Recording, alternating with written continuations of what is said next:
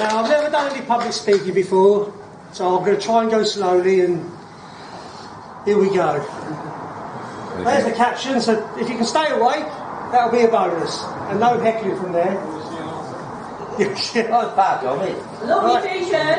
Thank you. Now, in 2012, this is exactly what I know, and still don't know, about growing, about anything. I'd never even cut grass until 2012. And then, one day, just saw a dahlia in a shop, recently moved to a small bungalow, met Ian on the Garden Friends page, and then he invited me up to Harrogate to steward. Well, I'd never seen a dahlia in a vase before, and then one day I found myself at 3 o'clock in the morning with 400 other people putting dahlias in vases. So I said to Ian after the show, I said, I enjoyed it that much, can I come back next year? And his words were, as long as you bring your own flowers to show. So, back home in Welling Garden, searched around everywhere, found an allotment plot. This was my first allotment. It's about 8 miles from where I live. As you can see, it's probably like everybody's allotment when they first get it. Yeah. It's a bit of a minefield. Yes, please, Ian. Love the shed. Yeah. So, this is where I am today. Oh, you're big time now. I've got the 2 plots now with the metal frame. For some reason, I like to think that my season, or the dahlia season, starts digging them up. Yeah. Because I always think if you don't get this bit right, you're never going to get plants for next year, in my own head. So basically, I go through like a little bit of a pattern where I take the top growth off, and then I'll leave it all to blacken off. Now, we don't get hardly any frost where I live down south. It's very rare that we'll get a frost, and you can hang on till January down south. So basically I'll leave mine until about the first week of December, and then I'll take them all the way back and then start digging them up. Yes please, young man. You could leave them in the ground. Yeah, I could leave them in the ground. I would. But I like to get them up. I've got an 8 by 12 greenhouse. I tend to do the trimming at the allotment. It's a lot easier and a lot less messy in the greenhouse. Sorry, I'm standing in your way there. And then they're upside down on the grids for a couple of weeks. The bigger ones, now I just tend to grow giants, so you tend to get a large crown, and I like to drill straight through, give them a couple of weeks upside down, and then I start to store them once they're dry.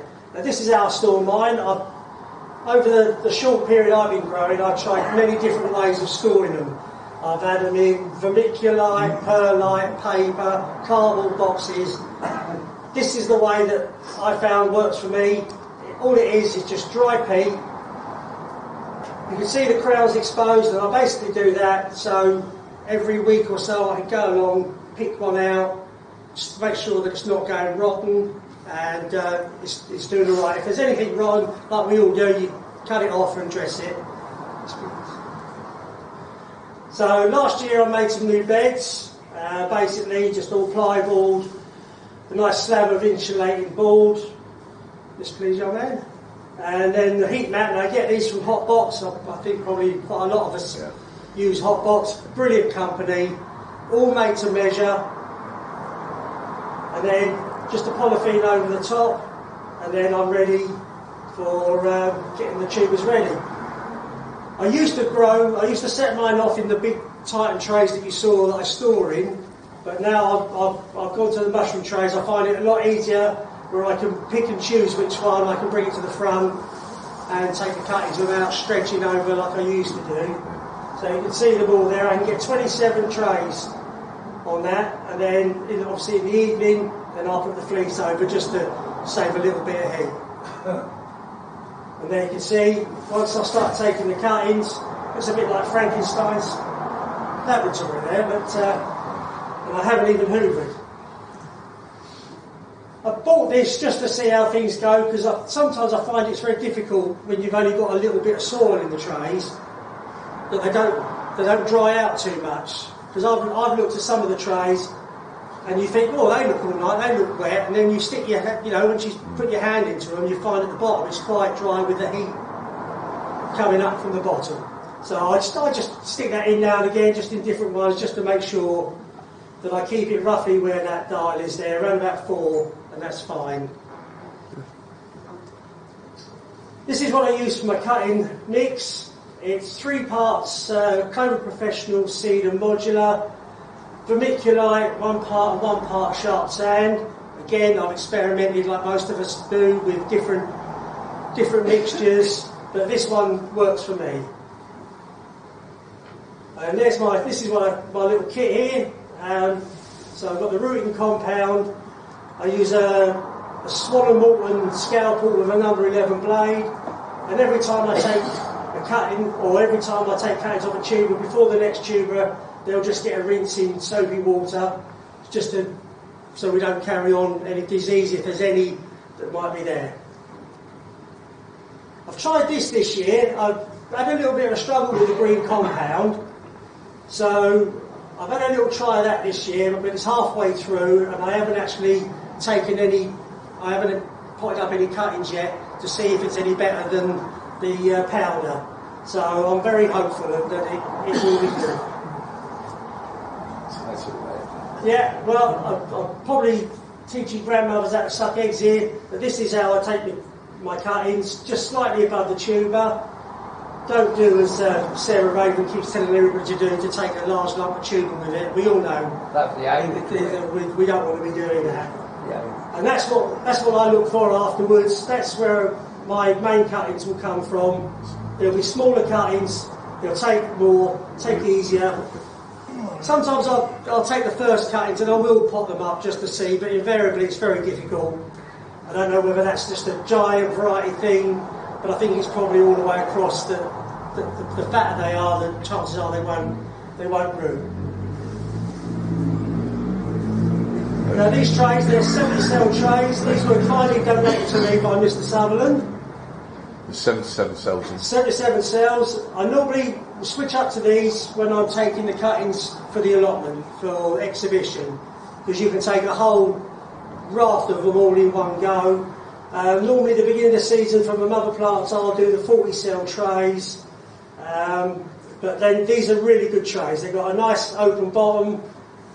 You do lose a little bit of compost at the bottom, but once you've got them in and the water underneath, you get a lot more humidity into them. So with the 40 trays early on in the season, I use the clear covers just for the first couple of days, just to keep them turgid and just to keep them, they're not drying out too much. I have recently, after David Hall put a comment on the Facebook page about using the wet fleece, and I've been trying that the last few days, and it's a very good idea. It's a lot easier. I find that after a couple of days in the covers, when you pull the plastic off, if there's any leaves that have got stuck to the plastic, it pulls the cutting straight out of the ground. So the fleece is a really good idea of just keeping the fleece wet. Yeah, and we all know that picture there, that's them coming along. You see the different stages for the newly cut ones as they grow bigger, and you can see the colour changing. It's always a good sign when they're getting that lighter green and that new growth. And this is normally round about the end of April, yeah, where we're all trying to find places to pot up. I pot up in between sort of 7 centimetres and 9 centimetre pots. The bigger the pots, obviously, the more room they take. So the trolley goes in at night and comes out during the day. If the weather's bad, then it has to stay in there. I normally tend to take the bubble wrap off the top during the day. But obviously I haven't done it in that picture there. I think we're having a really cold spell, so that's a bit of a struggle with that. That's my potting up mix, which is again Clover Professional potting compost and peat. So it's 3 parts the compost, 1 part the peat, perlite, sorry. This is what I made last year because I was struggling for room in the greenhouse. So just basically a simple cold frame with an old polytunnel cover over it, and underneath the black Mypex I've got a half-inch slab of insulating board, just to stop the cold coming up from the ground. That's on hard standing then? Yeah, that's on. So that's a good idea. Patio. And the only criticism that I didn't realise I'd get was from the wife, because it's right in her washing drying area. Oh, there you go. Yeah. I knew you'd point that out, so thanks. Yeah. Oh, it's a ball bit. Sell it to the laundrette while you're growing. Sorted. Well, the thing is, she comes back from the river after she's done the washing. I think it's only fair. Yeah. So, coming towards the planting time to plant out, what I try and do is get all the individual varieties in their trays that are going up the allotment. So you can see there, they're all giants. And I know where everything is, what's got to go, how many there is. And so that's how I try and do it. And before they go, they get a good dip. So the whole pot goes in with the black glove on, and there's all sorts of goodies in there. It's just DC's Protect, a bit of Nimrod, and that keeps you about 2 or 3 weeks of yeah. So here's my 1965 Merry Tiller. This is one of the best things I've ever bought. I got it second hand, and it goes through the soil a treat. I wouldn't want to be doing the whole lot just by hand. It's just it's a great piece of equipment. To think it's that old and still running, although it's probably like Trigger's broom. It's probably had about seven different engines and 30 different handles. Yeah. So you don't actually winter dig the land then? No, I rotovate it in December when everything's up, and then I'll rotovate it. This got rotovated last week, so then it's literally just raked over. And you used to have a tractor in, wouldn't you? yeah, but this before I had the polytunnels. The next picture. This is how I used to get the ground done. It's not my tractor, it's my allotment neighbour. He does ploughing matches, national ploughing matches with this, I think it's a 1957 tractor. Him and his wife have got a tractor each. Dexter. Yeah, and he used to come over before I had the metal frames. He used to just bring it over to do his plot and then do mine. And it's it's a lovely thing. I've been to a couple of ploughing matches locally. And really, really interesting. Your soil's quite light. Yeah, it's really good soil. Yeah. We just clog up. Yeah. No, it's nice. You can see it's there. That's with the pathways down, and then just the top dressing goes on. That's something that Mr. Southern kindly passed on to me. I was just using fish blood and bone before, but now I've added nitro chalk and some calcified seaweed. It's nice to see it on strips as well. Yeah. And not on bloody great cover. No. So I keep it like that, so we'll have the next one.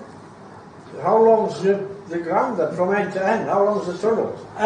This one is 10.5 metres, and the one next door is 11 metres. So, length or width? Length. And ones that they were originally both 24 foot wide, but the second one I've now just enlarged, so it's now 28 foot wide. So it gives me an extra row. I can get 5 rows now on the second plot, where I can only get 4 on here. So prior to planting out, I put the Mypex down. I've tried burning the holes in them, but I find it's easier to recover them and just cut a cross in them, fold them back.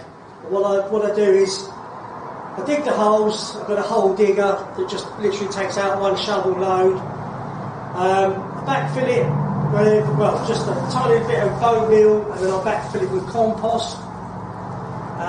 So all the holes are all ready. So there you can see it's a bit closer there, just a small little handful. I'm going to try something different. I've got a little trial plot, but I'll show you that in a minute, and I'm just going to try something. This is what I'm going to try. This was recommended to me by a greenkeeper, a friend of mine, and he reckons a little teaspoon of this in the bottom of the hole really will give it a good start. So I'm going to give that a go in the trial once and see how they turn out. Yeah. So, but he says it's brilliant. I will say though, I hope it does work, because it was £82 for a 25 kilo bag. Oh my God! Yeah. You need a sponsor. Yeah, I do need a sponsor. Right, so all the plants are in. Now what I tend to do, I'm very lucky here, is that we'll get all that, as the holes are being dug, my wife will go round behind me and plant the plants. That's all right, isn't it? So We all want one of them. yeah. So I did include originally a picture in it with her actually planting the plants, but she took umbrage and said, "You're not showing my picture up."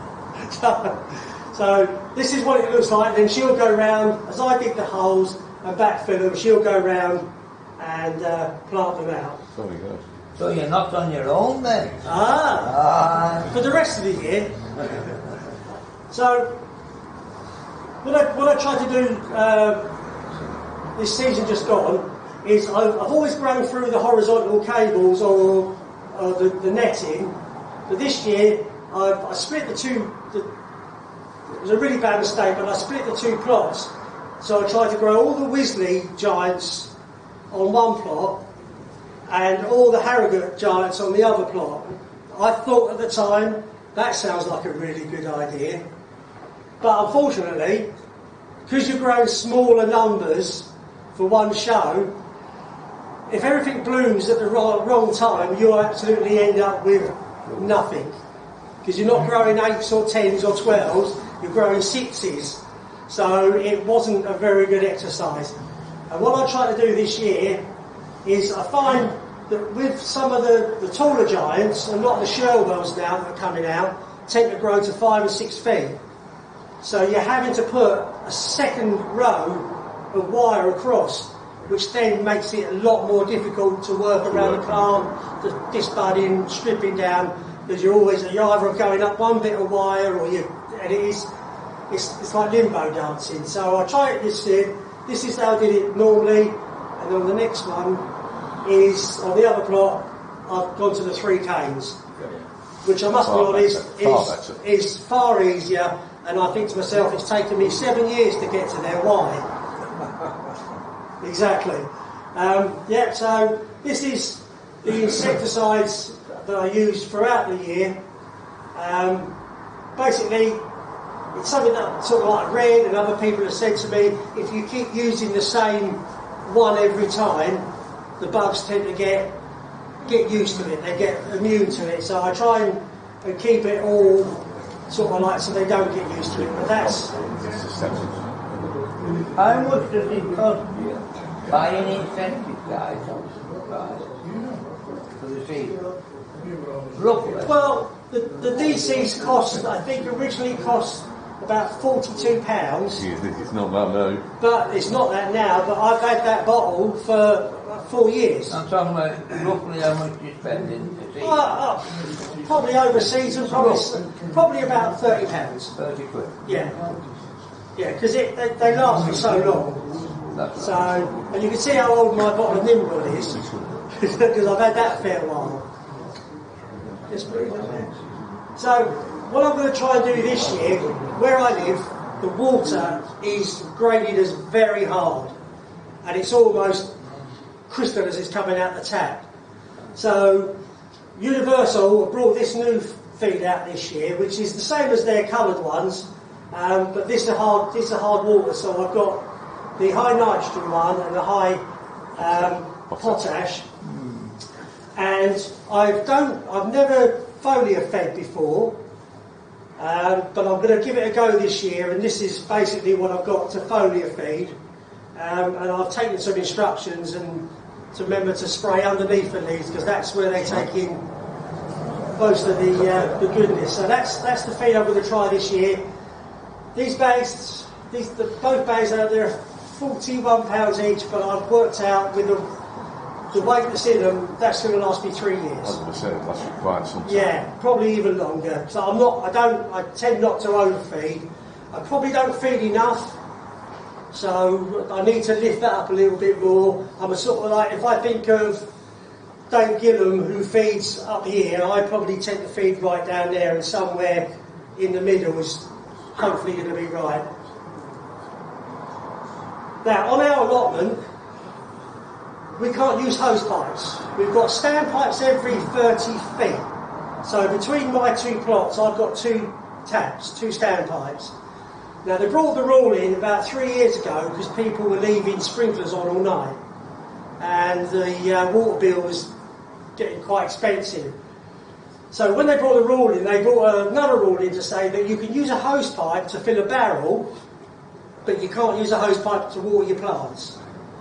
So basically all I did was I bought 4 50-gallon barrels from a winery in Kent at £5 each, and I bought myself a little generator, a suitcase generator, and a submersible pump. So all I do is hose pipe into the barrel, fill the 4 barrels up, that feeds all the plants on each plot, and mix my feed into the barrels, stir it all in, put the pump in, yank the generator, and I'm getting tap pressure. So it takes me to do all those 2 plots and a smaller plot, it takes me around about an hour and a half to do the whole lot. Whereas if I was doing it by hand, it takes around about 4 or 5 hours. So it's a lot easier. A lot easier. And there you can see, that's one of the barrels, and the pump's in there, and it's so much easier. It just really helps time that I can use working on the plants rather than standing there watering all day long. Now with some of the giants, I find that they want to break really early on. It's literally as soon as they go into the ground, I find a few varieties that want to break, and you can see here, this is Sherwell Peach, and Sherwell Pink is quite the same, and a couple of the Albers tend to do it, and they want to break out from the bottom before you've even got a chance to stop them. You're nowhere near the stopping days. So you can see there where they go. So my little head was trying to think what would be the best way around it. So basically what I do is I'll let the plant grow up and then stop it a lot further up so there's no hole, so the rain can't get in and start rotting the plot. And then the bottom 2 of the breaks, I'll take everything else off and leave. Sorry? You've got a pointer. Oh yes, I've got a pointer here. Sorry, you can tell off from the cell, can't you? Yeah. So basically, I'll let these 2 that were quite growth. There was probably 2 sets of leaves on there. I'll bring them right the way back, and then you've got the 4 shoots here. Will be the ones that I'll let grow on, and then obviously nearer time I'll strip it down to 3 and take out the weakest one. So that's how I get around the early break ones. And here we go. These have all now been stocked. Even the normal ones, you can see how they all are. And it always takes. This is how I keep a record of the dates. Each row will have that printed out, and then as I go along and stop, then I'll put the dates I was stopped, and then roughly the dates that I know from my records how long they would take. Sometimes where I am, if we get 3 or 4 weeks of a heat wave of continual sort of 28, 30 degrees, they just go out the window, those timing dates. But that's how I like to keep a record. So, and then gradually the orange bit just gets filled in. Once they've been stopped, they'll all be filled in. Now, on a normal stop, that's what I'll be looking for. You can see there that I've stopped it down the bottom, and I've got the four stems coming up. And obviously, near the time now, I'll take the weakest one out, and then just let it grow up. So that's how I would expect an Aggie or a neighbour land to look. You're taking in them bottom leaves, huh? Yes, I try and, again, it's a regular thing I try and do, is to let some of the air through by breaking the bottom ones off. Good. This is about 3 weeks on from the last picture, and you can see now we're starting to, the 4 breaks are coming away nicely. So, and the reason I put these little tags on is because I'm a bit of a shocker, and where I put the labels in the ground, we have a lot of cats and foxes that like to dig the labels out, and it's just for me to remember what I put and where I put it. Again, probably about another 3 weeks on, they're all coming up nicely now, so there's my little trial plot in the middle.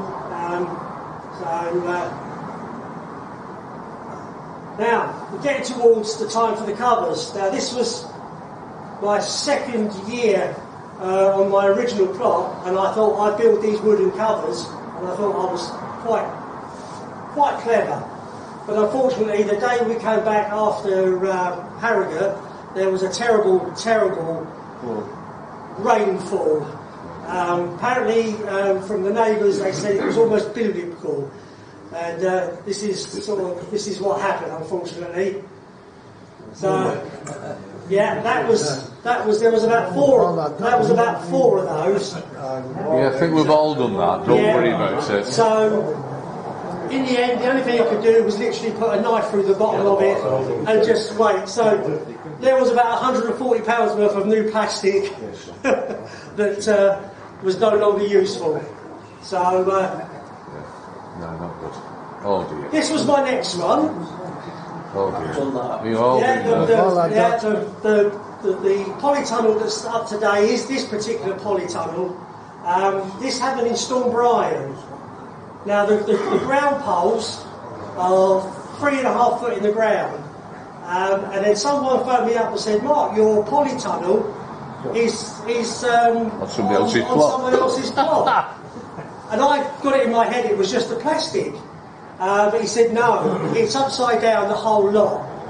So literally the whole lot again, another £140 worth of plastic, completely shredded. Lost one of the hoops. It was the last loop. Literally was standing upright, and apparently the 30 foot of polytunnel was up in the air, standing on these last two poles at a 90-degree angle. And as it flew out the ground poles came with it, somersaulted and went through next door's shed. We're not allowed to put anything in concrete or cement.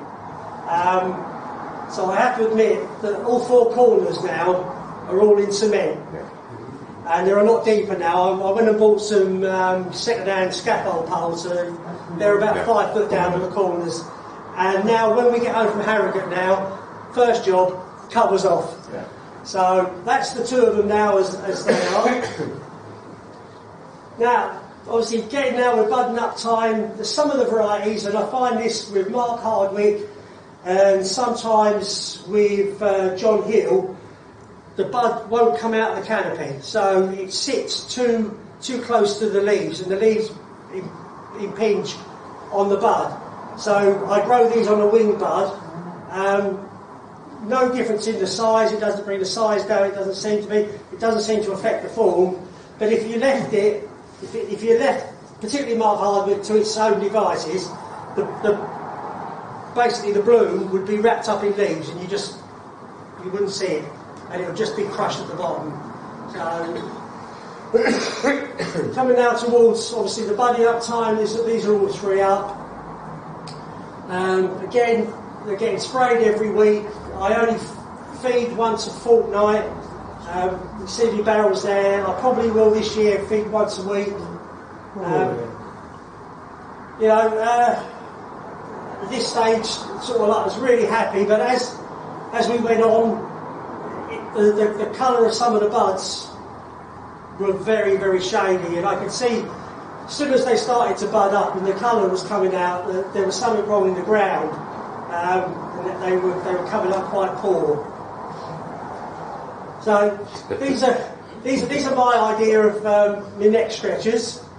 Basically, I push the copper piping insulation foam, you know, the grey pipe you can put around your lagging. I basically cut slices of those over a couple of elastic bands. It was something that I saw Derek Hewlett do. And it does work. It does push him up a little bit. Otherwise, it's just to give him a little bit of help. You got to adjust them regularly. Yes, yeah. So there you can see one. I'd like to say it's in action. It's, and as Ian says, you've got to keep moving them every couple of days. I'll move them a little bit till they're ready to go, and then I'll take them off. This next couple of few pictures is just basically of Louis White and just the timing from that size bud through to a full bloom. Just Perhaps it book damage, isn't it? Yeah. So you can see it's slightly opening. There's a little bit of damage on that petal. I could have chosen a better one. But that's before I knew I was going to ask to be talked about. So you're roughly looking at about 28 days. It's really going to depend on the weather, from the small bud to the full bloom. And there's that's Louis White fully out. So yeah, you're looking around about 28 days to do that. And that was that was, you can see there the blooms are not particularly great, and it was a very sort of sad picture for me, because I kept looking at them and I could see it, and the Ben Houstons have gone really tall, but they'd lost all form. They were very stripy. The Sir Alfs were the same. They just, nothing seemed to be right this year. So this is before obviously this. I tend to cut about 4 o'clock in the morning. I want to try and get everything back at home in the cool, out of the way. So I'm up there with me head torch on. They've already been caned up, the ones I know that I'm taking. So it literally is fumbling around in the dark. And I don't know what the neighbours in the allotment must think when they see me out there. But there you go. So yeah, it's getting a bit brighter there. So for transporting from the allotment to home and then on to the show, I use the Crystal liquid. It's just a small capful in each bucket. I find it does work, especially with the giants. There's a lot of petal to lose, and they do keep them fresh. So, and this is in sort of, I've got a big double door shed.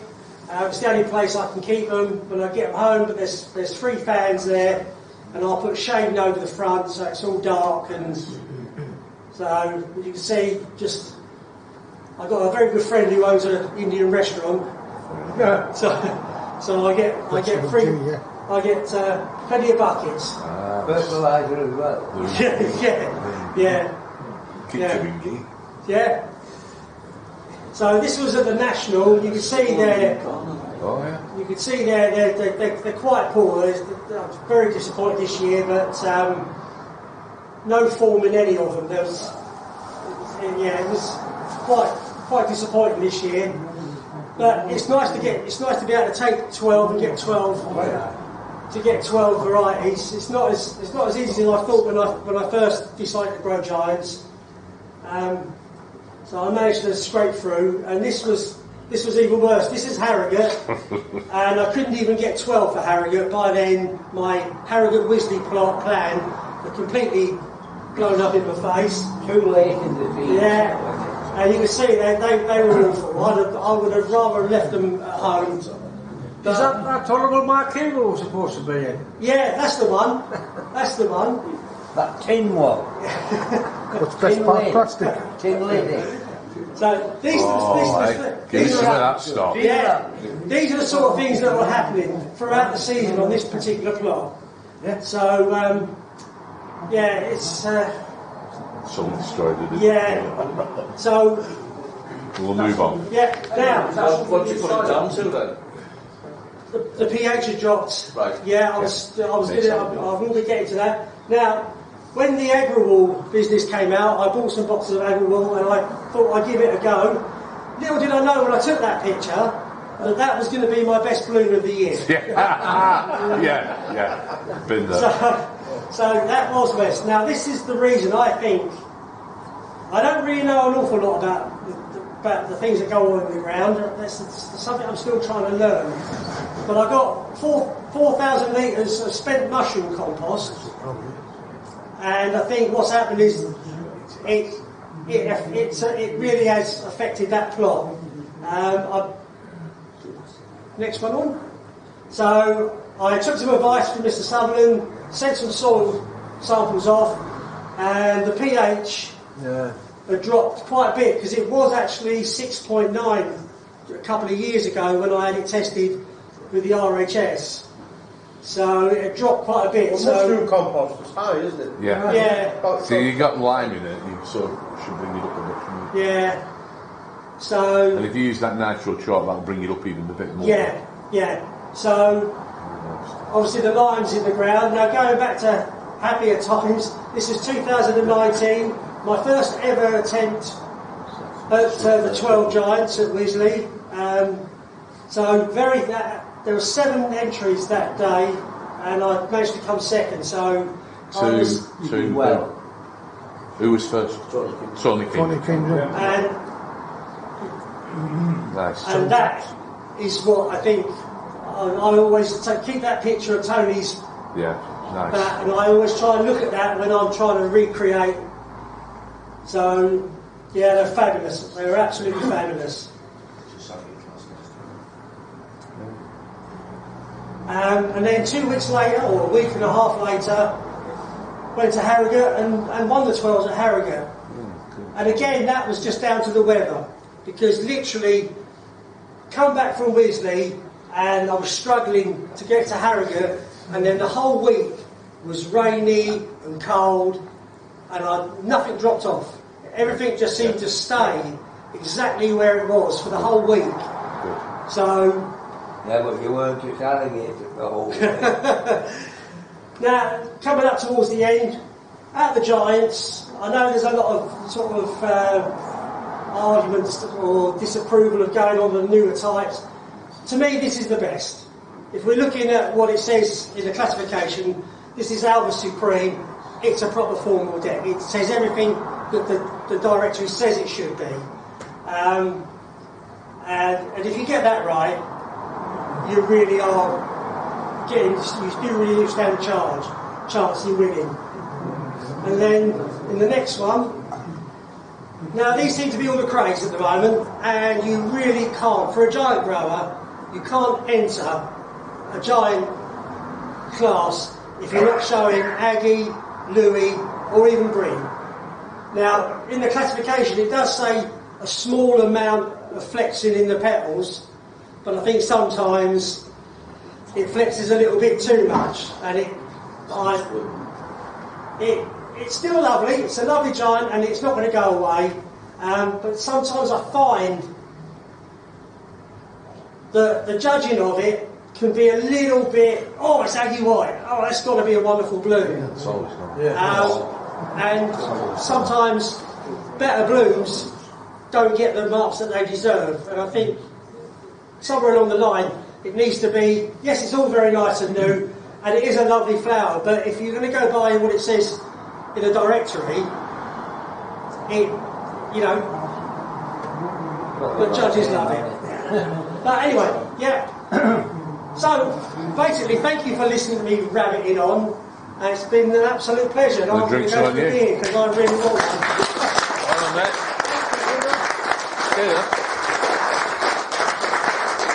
Stay there, because it's watching. Sorry?